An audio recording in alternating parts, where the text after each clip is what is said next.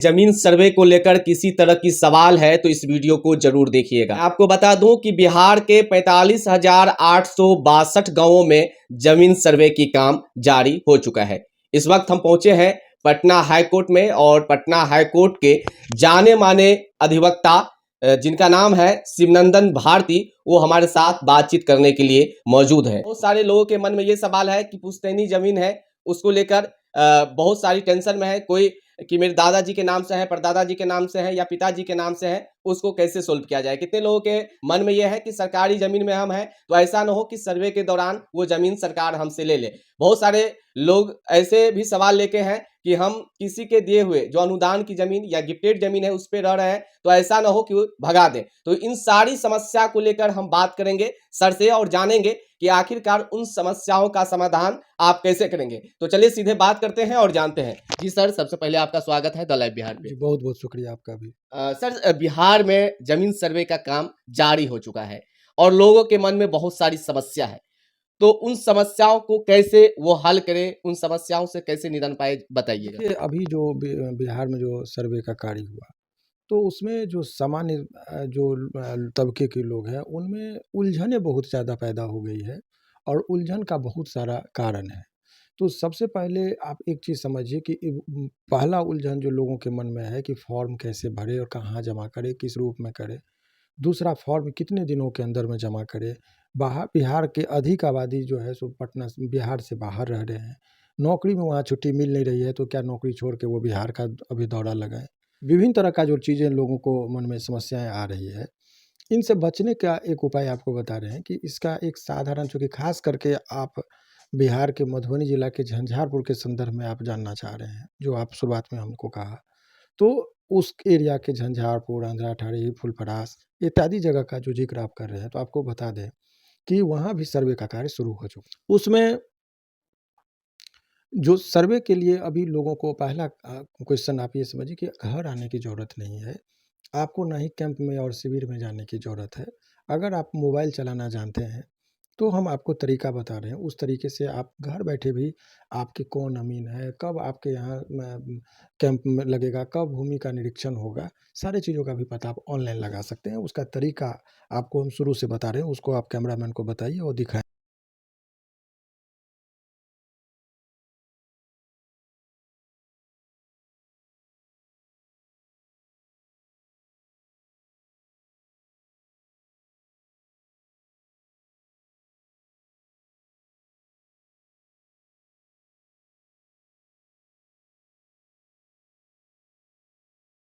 दिखाइएगा आप कैमरामैन, अगर आप मोबाइल यूज करते हैं तो अपने घर से ही कैसे मोबाइल से जमीन सर्वे कर सकते हैं। चलिए हम सर से बात करते हैं और जानते हैं। देखिए, सिंपल, आप यह गूगल है, हाँ। गूगल को आप खोलेंगे, यहाँ DLRS बिहार करके है।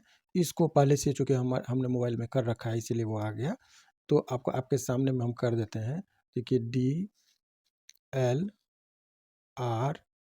DLRS, तो DLRS बिहार करके इसको आप क्लिक करिए तो यहाँ पर ये खुलेगा।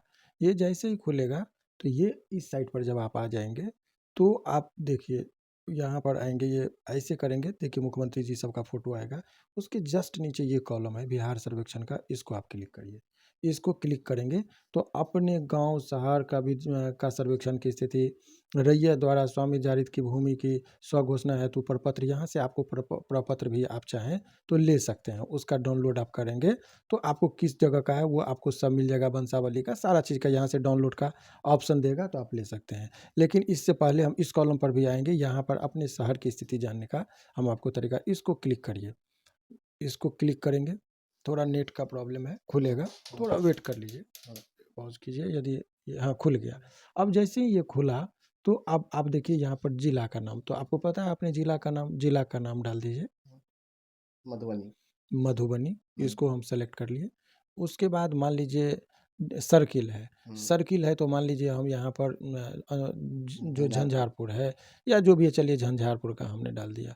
अब झंझारपुर के बाद आपको मौजा, मौजा का मतलब गांव होता है। बनौरिया। तो जो भी है आप मान लीजिए ऐसे ही बढ़िए, जिसका जगह सबका डिटेल है, तो आप जिसको दिखाना चाह रहे हैं, जिस जगह का करना चाह रहे हैं, कन्होली हो गया, ओलीपुर हो गया, ओलीपुर। कोटिया, ओलीपुर का दिखा दें। तो चलिए ओलीपुर का हम यहाँ पर करते हैं। अब यहाँ पर हो गया, अब इसको क्लिक कीजिए। जैसे ही क्लिक करिएगा, यहाँ पर क्लिक का ऑप्शन है, आपको सब स्थिति पता चल जाएगा।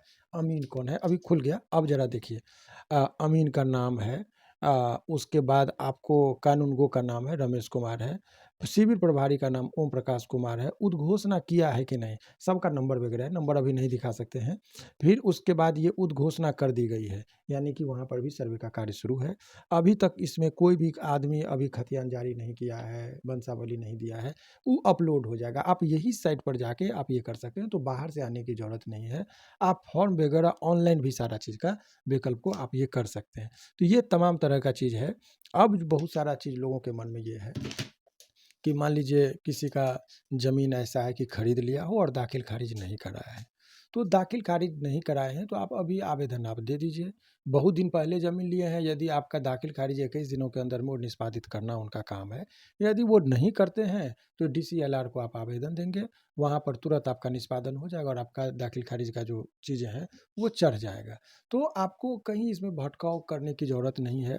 आपका जब ये सब चीज़ हो जाएगा, फिर आपत्ति का एक वक्त दिया जाएगा। आपत्ति के लिए भी फॉर्म 8 है। जैसे आपको 2 फॉर्म है, फॉर्म संख्या 2 है और एक है आपको वंशावली बना के देना है। तो देखिए ये फॉर्म 2 है, ये इस तरीके से आपको मिलेगा, हर जगह मिलेगा, या ऑनलाइन भी मैंने बता दिया, उस साइट पर भी जाके आप खोल सकते हैं। अब इसमें देखिए क्या है, रैयत का नाम, हिस्सेदार यदि है, जितने भी 3 भाई हैं तो तीनों भाई में यदि अभी बंटवारा नहीं हुआ तो तीनों का नाम दे दीजिए। अस्थाई पता होगा, खाता, खेसरा, रकबा, सबका ये चीज़ है। भूमि पर दावा का अधिकार किस तरीके से करें, खरीदे हैं तो, या आपका वो खानदानी संपत्ति है तो, इत्यादि चीज़ का आप वो डिटेल में भर के वो दे दीजिए। उसके बाद आपको एक आएगा जो इस किताब में ही है कि आपको वंशावली तैयार करना है। अब वंशावली तैयार जब करेंगे, उसका फॉर्म 3 है, उसको भी भर के आपको देना है। और वंशावली जब आप भर के देंगे तो आपको सवाल ये है कि वंशावली किसके पास जाए, मुखिया, सरपंच, कोर्ट कचहरी, एफिडेविट कैसे करा के दे, ये एक लोगों के मन में उलझन है। इसके रिगार्डिंग जो ये किताब है, जो ये विशेष सर्वेक्षण तकनीकी का मार्गदर्शिका है, ये मार्गदर्शन करता है ये किताब। इसमें कहीं स्पष्ट तरीके से इस बात का उल्लेख है कि आपको कहीं जाने की ज़रूरत नहीं है वंशावली के लिए। सिंपल अपने से पेन लीजिए और अपने से बना लीजिए कि आपके दादा ये थे, दादा को 2 पुत्र हुआ, कॉलम बनाइए 2 पुत्र का, और उसके बाद उनके कितना है, हर आदमी का अपना फैक्ट है, उनके कितने संतान हुए लिख के आप नीचे दस्तखत करके आप उसको जमा कर दीजिए। कहीं उसको एफिडेविट कराने की आवश्यकता नहीं है। यदि कोई कर्मचारी आपको या कोई पदाधिकारी कहता है कि एफिडेविट कराओ, तो सरासर गलत कह रहा है। आप उसको ऑब्जेक्शन कीजिए, मार्गदर्शिका में जो चीज़ें हैं वो बताइए कि सर इस तरह का ये कहीं जमा अंचल में होगी। हाँ, या तो आप जाके अंचल में अभी कैंप लगा है शिविर, वहाँ पर दे दीजिए और रिसीविंग ज़रूर लीजिएगा। रिसीविंग नहीं लीजिएगा तो कोई सबूत आपके पास नहीं रहेगा। ये तो इस सर वंशावली ज़मीन हो गई। जो सरकारी ज़मीन पे कई सालों से रह रहे हैं जैसे या देखिए फिर जिनको सरकारी बसाए गए ज़मीन, हैं, उनके लिए क्या है? जैसे सरकारी ज़मीन पर जैसे कोई बढ़ई है, नाई है, या कोई मज़दूर क्लास के बहुत सारे कास्ट के लोग हैं, शेड्यूल कास्ट में ज़्यादा लोग हैं। उन लोगों को पास मान लीजिए ज़मींदार तो ज़मीन में बसा दिया और कागज़ उसको नहीं दिया, तो भूधारी वाला जो कॉलम है उसमें आपका अधिकार होगा, यानी कि भराएगा कि भू मालिक तो कोई और हो सकता है यदि दस्तावेज, लेकिन भूधारी हैं। और 12 वर्ष तक यदि आप कहीं ज़मीन पर घर बना के रह रहे हैं तो ज़मीन आपकी होगी, भूधारी वाला कॉलम भरा लीजिए। क्योंकि नियम है एडवर्स पोजीशन का कि यदि 30 वर्षों तक यदि सरकारी संपत्ति हो, चाहे रेलवे की हो, बिहार सरकार की, 30 वर्षों तक शांतिपूर्ण से कब्जा में आप यदि रह रहे हैं तो वो ज़मीन आपकी होती है। और यदि 12 वर्ष तक प्राइवेट संपत्ति है किसी का और 12 वर्ष तक आप शांतिपूर्ण कब्जे से आप रह रहे हैं, तो वो आपका एक आधार बनता है टाइटल का। तो वो इसीलिए भूधारी का जो कॉलम भराएगा उसमें अपना कॉलम ज़रूर भरवा लीजिए। तो मुझे लगता है कि ये सब चीज़ें जो है, मान लीजिए बहुत सारे लोगों के मन में ये भी प्रश्न है कि सर ज़मीन तो खरीद ली लेकिन दाखिल खारिज नहीं हुआ, तो उस सब के बारे में भी मैंने विस्तार से बता दिया। जो दस्तावेज है आपके पास ज़मीन खरीदने का, आपके पास जो ज़मीन आया है उसका कोई ना कोई आधार होगा, या तो खरीदे होंगे, या खानदानी संपत्ति होगी, या ननिहाल से मिला होगा, या बहुत ज़मीन ऐसा भी है कि आपको रहने के लिए ज़मीन नहीं था तो सरकार ने आपको बास बसने के लिए जो ज़मीन दिया, पर्चा वगैरह निर्गत किया हो, तो वो सारा चीज़ कुछ भी आप आधार दिखा देंगे तो आपके नाम पर ज़मीन चढ़ेगा।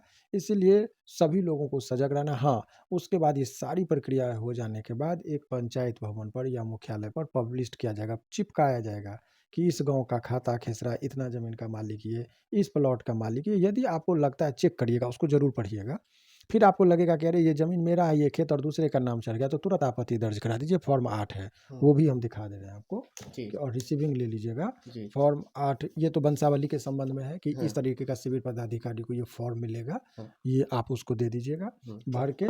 उसके बाद यदि आपको जो मैंने बताया कि वो इंग्लिश और हिंदी दोनों में है, बहुत लोगों को प्रपत्र जो है 8 के बारे में मैं आपको बता रहा हूँ, तो देख लीजिए।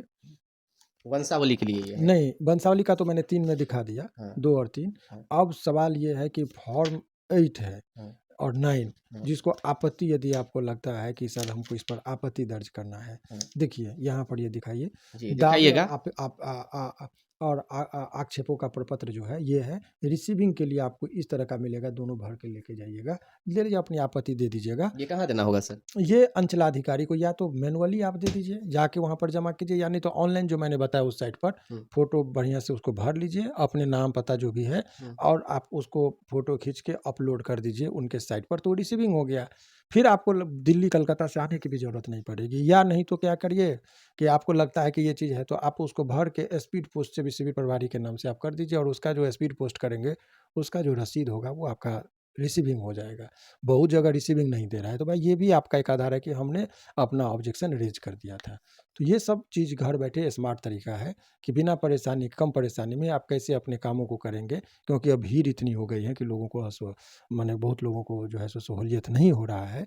तो इन लोगों के लिए मैंने तरीका बताया कि इस तरीके से आसानी से आप इतने बड़े काम को कर सकते हैं। तो सर ये बताइए फिर भी अगर कोई लोग नहीं समझ पाते हैं, अगर वो चाहते हैं कि एडवोकेट से मिले या आपसे नहीं, मिले तो देखिए, वो संपर्क सवाल कर सकते हैं? सवाल ये है कि देखिए, पूरे बिहार में बहुत लोगों का मैंने कहा था, कॉल भी आया था, बहुत लोगों को यथासंभव हमने एडवाइस भी किया, लेकिन लगभग 5 करोड़ लोगों ने मेरा वीडियो देखा। तो 5 करोड़ लोगों को आप समझिए कि उसमें से कितने लोगों का हम कॉल उठाएँगे, नहीं, संभव असंभव नहीं। है। तो ऐसे परिस्थिति में जब आपका चैनल वो देख रहे हैं, तो उन लोगों को यदि कोई समस्याएँ हो रही है, तो कमेंट बॉक्स में वो लिखें। तो हमारा जो सहयोगी है, जूनियर्स हैं, मुंशी जी हैं, और भी बहुत वो लोग, पैनल हमारा है, वो पढ़ता है और कहता है कि सर इसमें इस तरह का एक और वीडियो बना दीजिए, ये कॉमन समस्या है। तो उस पर एक वीडियो बना